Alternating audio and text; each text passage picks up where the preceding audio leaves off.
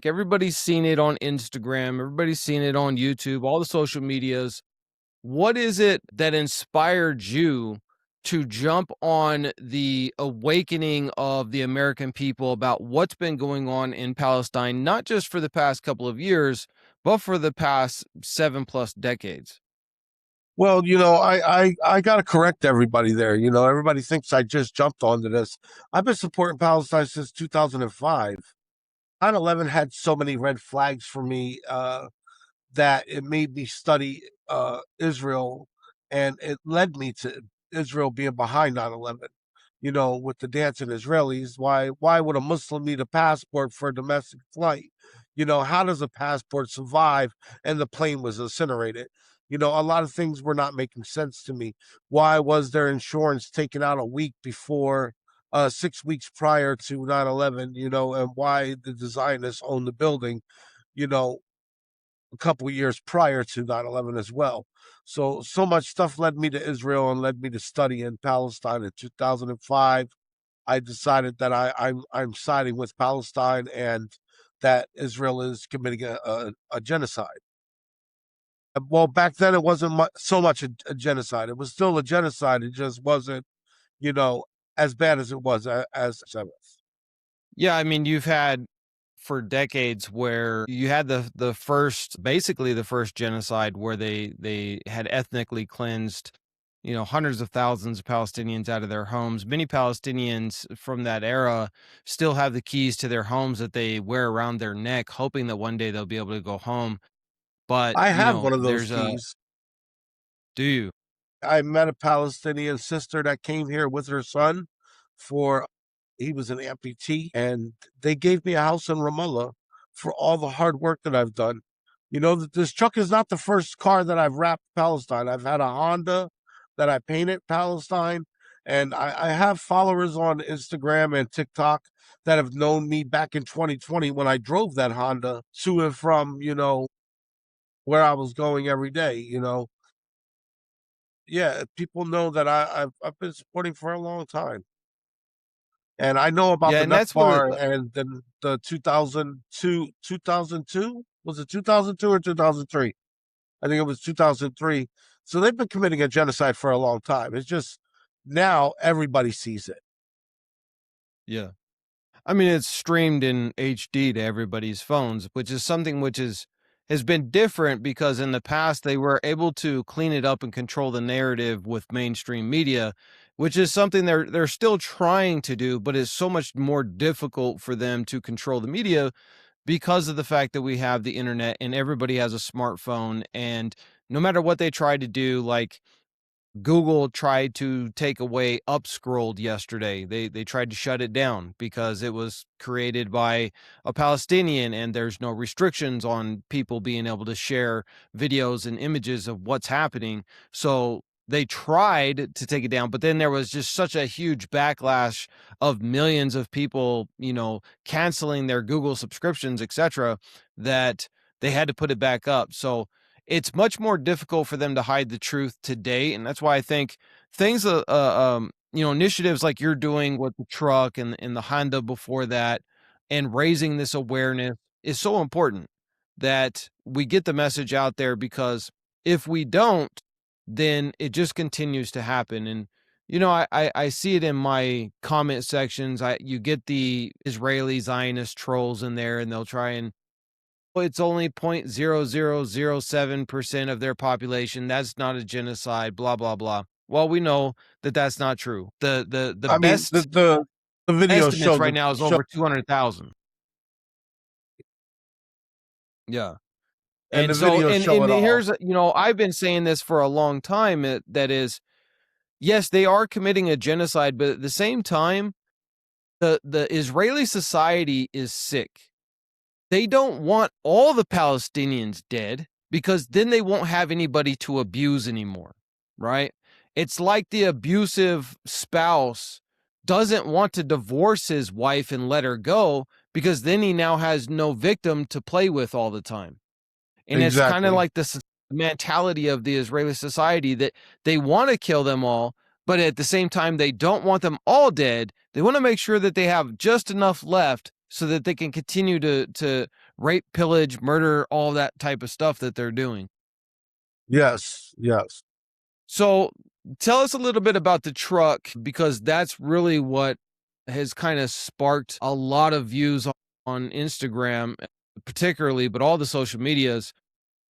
When you were building out the truck, first of all, like how much did it cost to build that thing out? Because there's a lot Well, of work into it that, I'm started assuming. it started with right after October 7th. I went to work with a Palestine flag on my truck, and I'm an oil rig operator. I drill oil.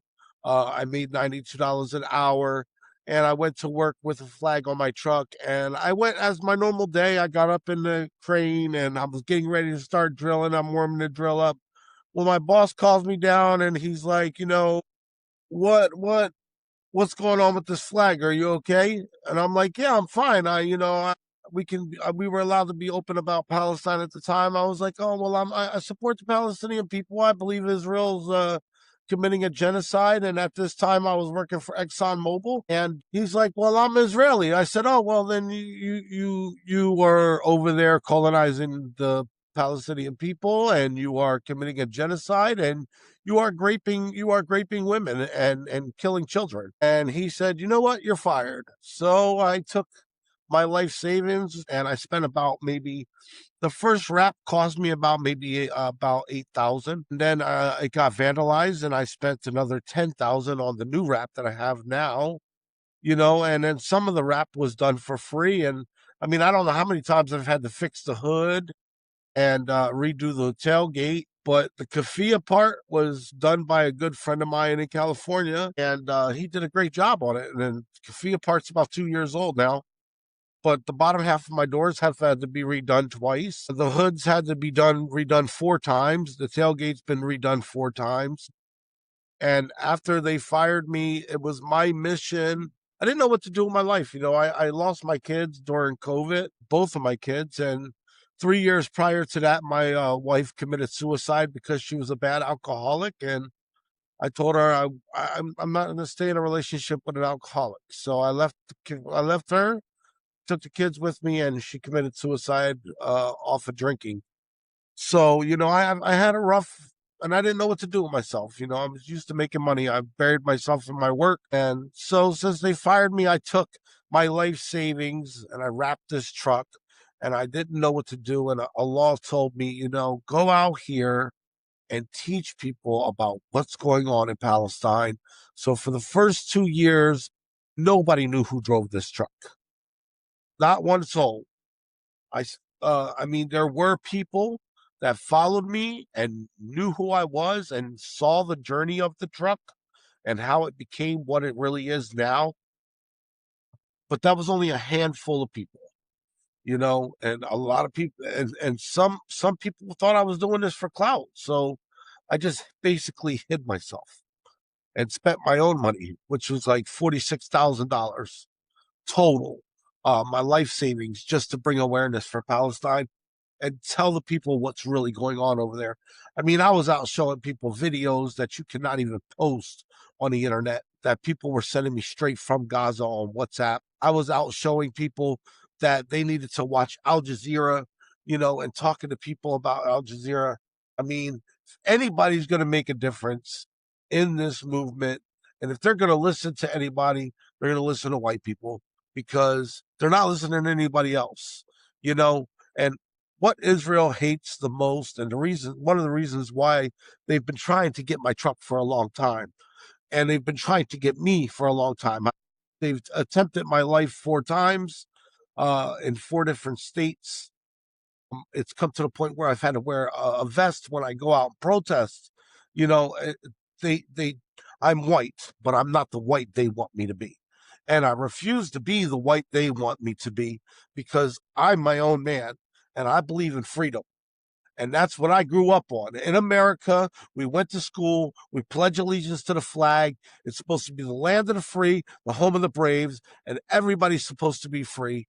It doesn't matter what our color is, or what our skin color is, or what we believe in, rather we're Christian, Muslims, or Jewish. We have the right to be free to express what we want. And I've been out teaching people that Zionism is not Judaism. It is two different things, and Zionists, they use Judaism to mask their genocidal, insane plans to take over the world. Well, it's not even like most people conflate Zionism to Judaism, but they don't even realize like the largest majority of Zionists are actually Christians, right? So the That's what's going on Protestant in Christians, Riverside right now. yeah, the Protestant Christians are the majority of Zionists. And so, I mean, we just had Tucker Carlson, and I can't believe I'm actually giving credit to Tucker Carlson for anything, but he is, I don't know, woken up to the insanity of the world that he used to promote. But he just did an interview with Mike Huckabee, the ambassador of the United States to Israel, and he absolutely laid it into him. And Mike Huckabee said straight up that I'm okay if Israel just takes over the entire Middle East. Like, that's Christian Zionism. And that's probably the biggest problem, because Israel doesn't exist without Christian Zionism. And there's a Hmm. really great book that I'm reading right now, and I'll link down in this video where you can pick it up. I have no affiliation with it, but it's about the history of Palestine. And Christian Zionism started before Israel even became a country. And if it was not for that, if it was not for Protestants, there would be no Israel today, because it was because of Protestants and Christian Zionism that they were able to move both the United States administration and England's administration to support the creation of a homeland for Jews, even though, we know that most of them actually don't have any Semitic blood whatsoever, as they are Khazar or converts to Judaism. But yeah, I think it's really important. Like, this, the whole reason why here at the Daily Rumble, why we do what we do, is because I come from a different perspective that a lot of white Americans don't have. And it's because they have been in this cocoon, this bubble of information from Fox News, CNN, ABC, NBC. And Yes, you have the left-wing media and the right-wing media, but when it comes to Palestine, they're all united, which is against Palestine and pro-Israel. And yes. because of that, most white Americans don't know the history. They don't know what is going on over there. They just think Palestine bad, Israel good, and it's actually the exact opposite. Yeah, they don't really know because of because of the media. And you're right. That's why I tell them Al Jazeera. That's why I try to push Al Jazeera onto the people that I talk to about Palestine. And I mean, I can't imagine how many people's minds I've changed, not just in the United States, but all over the world with the activists, the advocacy that I do for Palestine. And the way I talk about Palestine is a little aggressive, but I'm the type of person that when I make a video, I don't edit it and I don't go back and remake it. Whatever, I'm a real man, and a real man is going to say what he's got to say, and whatever comes out, that's what's on the video. I mean, I'm not going to retake it. I'm not going to retake the video. I'm going to express how I feel right then and there. And a lot of my followers tell me I need to bring it down a little bit because, I'm Muslim and I need to watch my mouth. But I mean, I'm American too, and I'm new to Islam. So I grew up where in those eras where you speak your mind, you say what you want to say, and you don't bite your tongue because what you're saying, it needs to be said against what's going on. During the time of the Prophet Muhammad, peace be upon him, one of the reverts to Islam, one of his companions, he was a great orator and poet, and he would absolutely just be able to destroy people with words. And the same thing where people, some of the companions were saying, "Oh, he needs to tone it down a little bit." And the prophet was like, "No, that's his thing. That's what is going to bring people to Islam, is because he is able to destroy false narratives with his speech, which was so amazing." So I think it's great. Now it's like, obviously there's way that Muslims should go about doing things. Like, we don't use foul language and stuff like that. It's unneeded, especially like when you see people using foul language, it kind of destroys their own argument, because now people look at their argument as not being valid. But Muslims don't use foul language. We don't need that to win arguments. We just base it on the facts and the truth. but I think every culture of Muslim, whether it be a white American, whether it be Asian, whether it be African, they all have something special to bring, as Islam is truly like the melting pot. Like everybody talks about America being the melting pot. No, Islam is the melting pot. It is mixed with so many different cultures, ethnicities, languages, foods. Like when it all comes together, it's absolutely beautiful. So